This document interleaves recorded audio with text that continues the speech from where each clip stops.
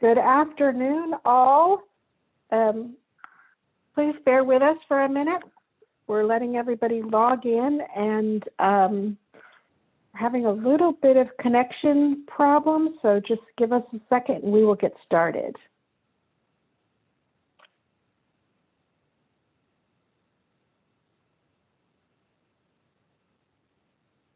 Hear me now?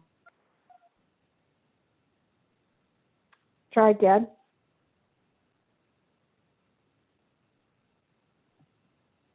Hey, this is Bill. Can you hear me?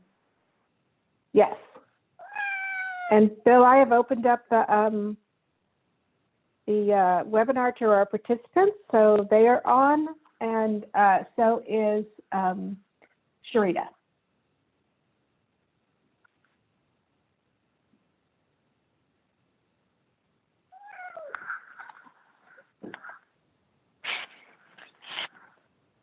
Can you hear me?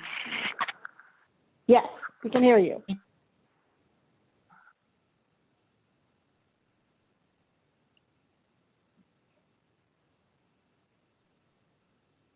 Oh, I'm so sorry. It's just really moving slow for me.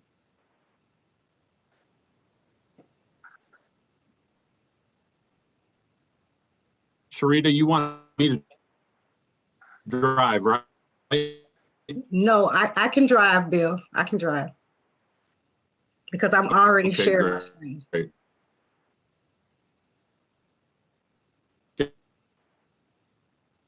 I can't hear you. It's breaking up. I'm sorry. Well, let me just apologize for the delay. Good afternoon, everybody. Thanks for joining us.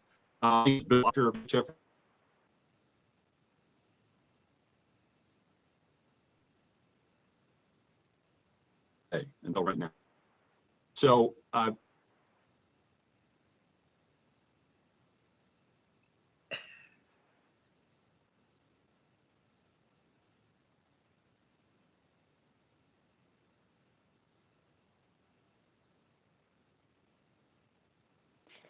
Sharita, I think we've lost voice on him again. So if you'd like to get started, and then we'll wait for him to get connected again. And we apologize. It looks like we're having some bandwidth problems. But Sharita, if you want to get started, then so we can get through your presentation, that would be great.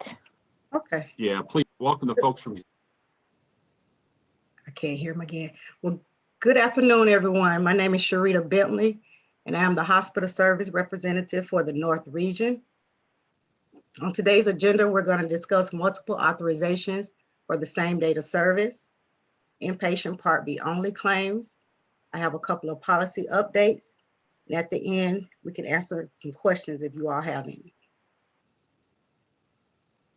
Multiple authorizations on the same date of service. Multiple authorizations on the same date of service must be billed separately to Georgia Medicaid. Each claim should contain the related approved authorization for that service. Please do not change the from and through date of service on that second claim, because if you change the from and to date of service, you're not going to receive an exact duplicate denial. You're going to receive a possible duplicate denial, and that's incorrect. So make sure when you bill your second claim, you make sure to keep that from and to date of service the same. One of your claims will pay, the other claim will deny as exact duplicate. Once that claim denies, you must submit a DMA 520 appeal. In that appeal, make sure that you advise the representative that this is not a duplicate this is not a duplicate claim. This is a duplicate approved authorization. So that second authorization can be considered. Once you file your appeal with the DMA 520, the appeal will be reviewed. They will review both authorizations just to make sure they are approved and ready to go. Once that's done, your claim will be overridden and your second claim will also pay. Inpatient Part B only claims. Let's talk about it. Inpatient Part B only claims. The provider must submit the Part B ancillary charges to Medicare first. Once Medicare pays, Medicaid will pay the coinsurance and or a deductible up to the maximum Medicaid allowable amount. And when I say that, keep in mind that if Medicare Part B pays more than Medicaid's allowable amount, your inpatient claim will pay 0-0 because the max allowable has already been paid for that claim. Once you do that, the provider will then submit the inpatient claim to Medicaid with the attached EOMBs from Medicare and from the crossover payment from Medicaid. Be sure that if there's more than one Medicare payment, you make sure to attach all of the EOBs. You may have 2 or 3 sometimes. If you have 2 or 3 Medicare EOMBs, you should also have 2 or 3 Medicaid EOBs as well to attach to the claim. Also, make sure you also attach the DMA 460 form to that claim as well. If the member ever had Medicare Part A coverage, that means the benefits has exhausted and you must attach that DMA 460 form. Once you have did that, at the bottom of the claim, you must enter the payment from Medicare using the MB. If you have more than one Medicare payment, make sure to add the payments together and put them all under that MB line. You would do the same for your Medicaid payment. If you have more than one payment, you have to include all of the payments on that one line. This should also be done if you have a 0 payment from Medicaid. You just enter 0 on that line. Providers are then required to suspend the claim. Once the provider has suspended the claim, the provider will then go to the hard copy attachment and select the appropriate attachment code. When you're attaching the EOBs, make sure to use EB as your attachment code. Once you enter your attachment code, you will select upload. Once upload is selected, it will open a new browser. You will need to select the appropriate attachment code, then upload your attachment. If you have multiple attachments that need to be uploaded, just select the attachment again. Make sure you're using the EB again and select upload until all of the attachments are uploaded. Once your upload is complete, you will receive a description form which states that it has been successfully uploaded. We have additional information for the processing of these inpatient Part B only claims. So if you would visit our GAMIS web portal under provider information, then select provider notices. The title of that webinar is Hospital Inpatient Part B Only Webinar. It was added to our GAMIS web portal back in August of 2020. So you should be able to find that to assist you with billing these types of claims. I have a couple of policy updates. We'll begin with the TRICARE version DRG update. At this time, we're still under TRICARE version 35. We do not have an estimated time as to when we're going to switch over to another version. So just want to let providers know we're still under TRICARE version 35. Also, lately, some claims have been denied for edit code 4414, procedure invalid return from grouper. If you're seeing this denial, we ask you as providers to please check your from data service on your claims. If your from data service is before August 1st, 2020, your claim is denied correctly because the new COVID codes were not effective until August 1st of 2020. Therefore, if you're billing a claim and your from data service is July, your claim is going to deny 4414, procedure invalid return from grouper. Last update I have is in reference to the bank change for the lockbox. Effective April 15th, the Department of Community Health closed the lockbox for Bank of America. So now all payments should be directed to JP Morgan Chase. If you want to read this banner message, please go into the GAMIS web portal. It was posted on April the 8th of 2021. All right, here's a list of our field territories for Georgia. We have 10 territories, and also me and Janie, we're the out-of-state, I'm sorry, we're the hospital representatives. Okay, here's a list of the Sharita? representatives' names. Yes, Sharita? yes. This is Catherine. Folks, I see that some people are asking questions in the chat function. If you could please put all your questions in the Q&A. If you're presenting, it's very hard to see those questions on the chat. So if you would send your questions to or drop your questions in the Q&A area, then both Sharita and Janie can see them. Thank you. Thank you, Catherine. Okay, here's the list of your provider representatives. You have 10 representatives for the first 10 territories. And again, myself and Janie, we're the hospital reps. I'm for the North, Janie is for the South. So if you need to know who your representative is, please take a look at the territory listing on the map to find your county, and then you can find your rep here. We also have three statewide consultants. So if you need an assistant, we have Brenda Hewlett, Sheree Daniels, and Anita Hester to assist. When contacting Gainwell Technologies, there's a couple of ways to contact us. You can use the IVR. You can also use the Provider Services Contact Center, as well as the GAMIS web portal. And you can also speak to one of your provider relations representatives. The IVR system, there's the system where you call in and you have options to assist with whatever you're calling for. If you're calling for claim status, please select option 2. If you're calling for provider enrollment, that's option 4, and so forth. The PSCC system, Provider Services Contact Center. You can call in when you have any questions about eligibility, your authorization, or any demographic changes that need to be made, or any questions you just have with Medicaid. You can call our 1-800 number Monday through Friday, excluding the state holidays. We're open from 7 a.m. to 7 p.m. And providers can also utilize the contact us function via the GAMIS web portal.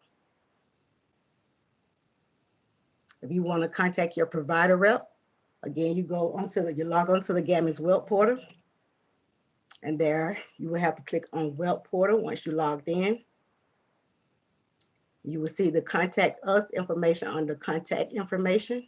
Once you click contact us, there's a drop down of with different departments. If you're calling about claim status, that's the top one, claim status inquiry. If you just want to contact your rep, you can request to just have a visit from your provider rep, or whatever you need. You just click it, and then make sure you leave the correct phone number. If you have an extension, make sure you leave your extension. If you're going to leave your email, make sure that your email is correct so someone can contact you back. All right, we're ready for any questions that you all may have. I'm going to stop sharing so I can see the questions as well. Okay, Sharita, so we have one question thus far, and that question is, what if the claim won't suspend to upload attachments? When you pull up the inpatient Part B only presentation on page 28, it begins with telling you how to upload those hard copy attachments. So the first thing that you have to select is the add button. So with this provider, I'm not sure if you're selecting the add button or if it's automatically going to denial, or what exactly is happening to stop your claim from uploading the attachment. But that is where you would begin. On page 28, it tells you to add the type of attachment that you're sending. And if it's automatically going into denial, Miss Audrey, then that would be due to another reason. So we'll ask you to create the CTN and send it over to us so we can review it. And to also let you know, Audrey, sometimes if it's not suspending, that's because you have another denial on the claim that needs to be corrected. So make sure that you don't have another denial on the claim that needs to be corrected before you try to suspend your claim. Hey, this is Bill. I hope you can hear me. I see the question about a copy of the presentation. Yes, there will be a copy of the presentation. I'll try to show you that here at the end of the webinar, and it will also have a recording of the call as well. Thank you, Bill. Do you all have any other questions? I would ask the attendees just in general, do you feel like your follow-up with Gainwell Technologies on claims and whatnot has been what you would expect? Are you getting the response time? Are you getting your issues resolved, or do you feel like things that should be resolved fairly quickly are being drawn out and taking longer than they should? I don't expect an issue. I just want to make sure we ask about it. Janie, don't be mad at me for saying that. I don't get angry with you, Bill. But just for those of you on the call, let me know if you in general feel like the response time is pretty good. The feedback that I've been getting has been very positive, but we certainly want to know if you feel like there's some issues. Here's someone who's had some challenges adding multiple attachments for upload. The system will not allow multiple attachments. Do you have a suggestion or a recommendation for that? Okay, who's that? Angela. Hi, Angela. I think I sent you the steps for those attachments. You're still having issues. We may have to set up a call to see what's going on your end. So if you would send me an email, or no, create a CTN and let me know the claim that you're having the difficulties with. I will review the claim, and then I will get with our EDI department to see if we can set up maybe a Skype call so we can see what issues you're having.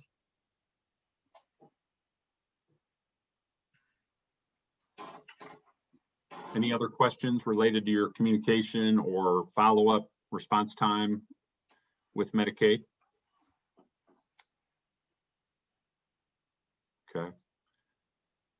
Well, I guess you covered it. What other questions in general do you have related to Medicaid? Anything that they can answer while we have them here on the phone, on the call? Ladies, when's the next Medicaid fair? Would be in the fall. I don't think we have a date as of yet. Okay, but it's going to be a few months yet? Yes. Okay. Yeah, because they normally do it October or November. Yeah. And Stanfany, Angela just indicates that her company doesn't use Skype, so I'm sure you can set it up on either Microsoft Teams or Zoom or whatever platform is compatible for her. Yes. Teams, we have Teams as well. Yeah, that would be good. That would be good. Well, y'all were pretty efficient. Hang on.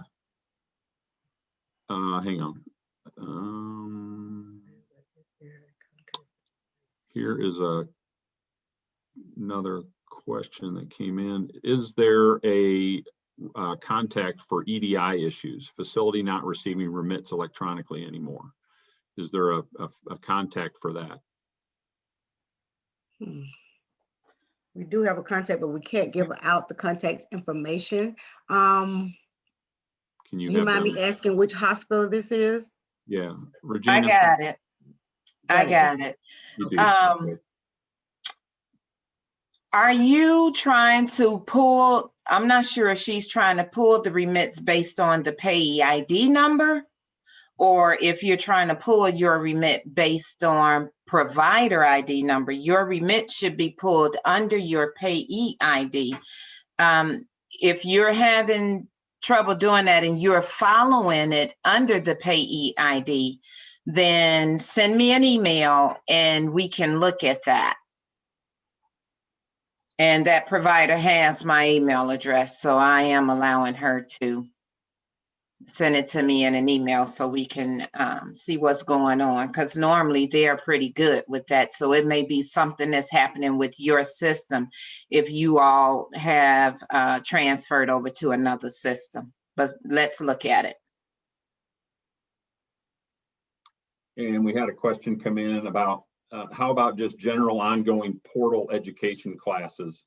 Is there anything that you provide? Is it a self-tutorial through the website, or what can folks do to get more familiar with the portal? I think there's a training on the portal, correct, Janie? Under a training module on the portal that can direct them to any specific classes or issues that they might have? Yes, as well as I would piggyback with that to state also there's multiple presentations out there that provide training and education for the different categories of service, as well as the different claims concerns that we have, and provider communication. Every month, Gainwell provides some type of webinar workshop. All of them is not due to inpatient, outpatient category of service. It's different categories of service, but it may be things that relate to what you do. For instance, the webinar that's taking place this month that's dealing with hospice, although it relates to hospice, they're going to be talking about the forms that that are required for medical claims that may deny for some type of hospice eligibility. So you, as a hospital provider, you may not be familiar with completing the non-hospice form or the revocation form, or even understanding what that form is about. So we recommend that you all attend that workshop webinar as well. And I believe we have 3 more days available for that. So look at that banner message and you can register for that. For the young lady that asked the question, if that did not help you, then create the CTN and let us know exactly what it is you need education on. And we'll see if we can assist you better with that. Yes, and to piggyback off that, Sherry, if you're having trouble with the GAMIS web portal, I don't know if that's what you're saying, there is a training on the web portal as well, a webinar with the GAMIS web portal training, if that's what you're having an issue with.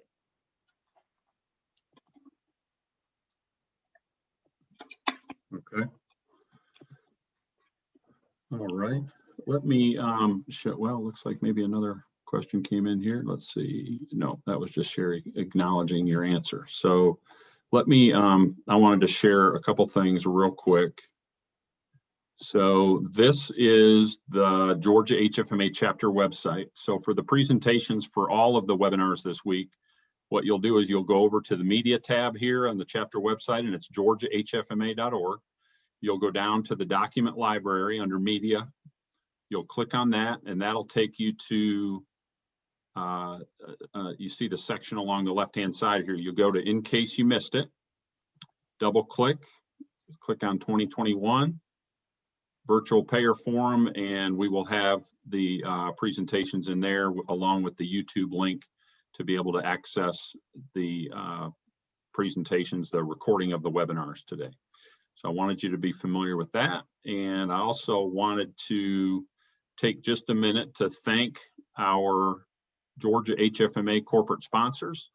This has been a challenging year for everybody, and the sponsors and others have just really stood behind the chapter and provided us the support that we need to help bring additional value to our members. So wanted to make sure that we thank them for that. I encourage you to go out to Georgia HFMA or connect with Georgia HFMA on both the LinkedIn page and the Facebook page and the Instagram page. There's some good information about upcoming events. We have our first in-person Institute conference down at Callaway Gardens, May 5th through the 7th. I know the rooms are running low, but it is a great event, and expect have a really good attendance, and we're just kind of looking forward to getting back to normal, if you will, a little bit. So I hope that maybe some of you can join us for that. Here's another question. Someone asked if there will be CEUs provided for this payer form. I can certainly provide you with that information. We'll take the registration lists and we'll push those out to folks for later in the week. So yes, we should have those available for you, and I'll take care of working on that. So let me see if that covers everything. Are you seeing anything else, Janie, on your side? I did see a question from Angela. What is the process for setting up Teams meeting? Does your company has to have Teams? Yeah, as an Microsoft option? Teams. Microsoft Teams. Yeah, or maybe a quick Zoom call. I know Zoom allows 30 or 40-minute calls without, you know, if you need to. But I'm sure there's a platform that y'all can work together to work out. So. Okay. That would be good. I'm not sure I understand the question from Crystal. Any updates on this delay? Which delay? Crystal, I'm not sure what you're referring to.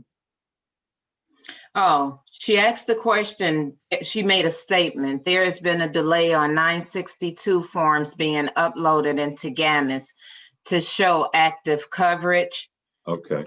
Crystal, if you're having that issue, create the CTN, given the members' information, and also confirm that the caseworker has submitted that documentation over for it to be uploaded correctly. If you're unaware of who that caseworker would be, then again, would be the perfect opportunity for you to pull that hospice presentation, because at the back part of the hospice presentation, we're providing a listing of the caseworkers according to their districts. So make sure that the caseworker has submitted the 962 and the date that all of that was done. So when you create your CTN, you will have that information and we can follow up with it to see exactly what has happened.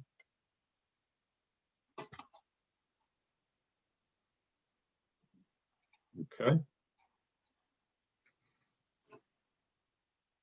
Very good.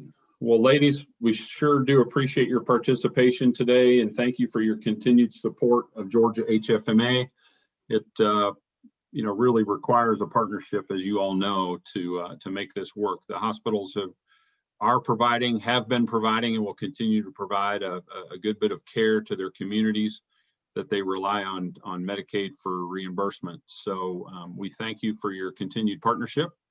And I want to thank everybody for their participation today on the call. We will be scheduled tomorrow for, we have Blue Cross, Anthem Blue Cross is presenting tomorrow from 1 to 2, and hopefully I won't have any technical issues and we'll be able to take care of that. Oh, we had another question pop in. Did you see that one, Janie?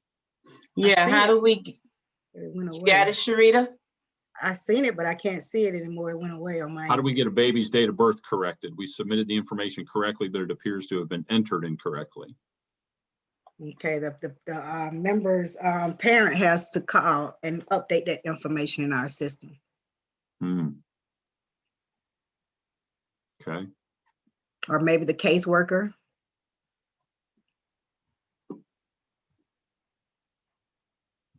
Got it.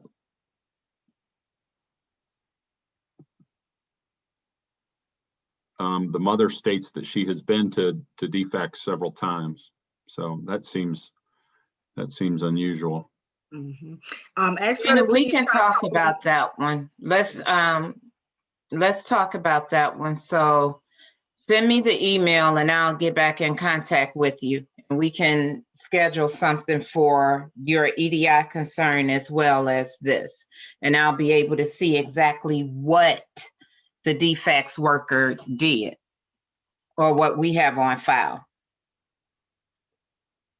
She sends her love, Janie, and thanks you for that. You're welcome. Very good. Very good. All right. Okay, well, with that, we'll go ahead and close it out. That was quick. We appreciate your efficiency in getting through all of that information. I think I would say for as long as I've been doing these, I think folks have a pretty good idea how to get in touch with you. But of course, we have new folks coming in all the time that may potentially be familiar with Medicaid in other states and not necessarily in Georgia, and are trying to get up to speed. So I know they appreciate any support that you guys can provide. And as always, I'm glad to be a resource. My email was provided as part of the registration for this event. So I'm always happy to take any questions, issues, challenges that you all are having that I can pass along to these folks. And I'm sure they'll get back in touch with you to address those for you. So, yeah. Thank you, Bill. Yes. Thank you. Thank you so much. You all have a blessed day. You too. Everybody take care. Stay well. Bye-bye. Thank you.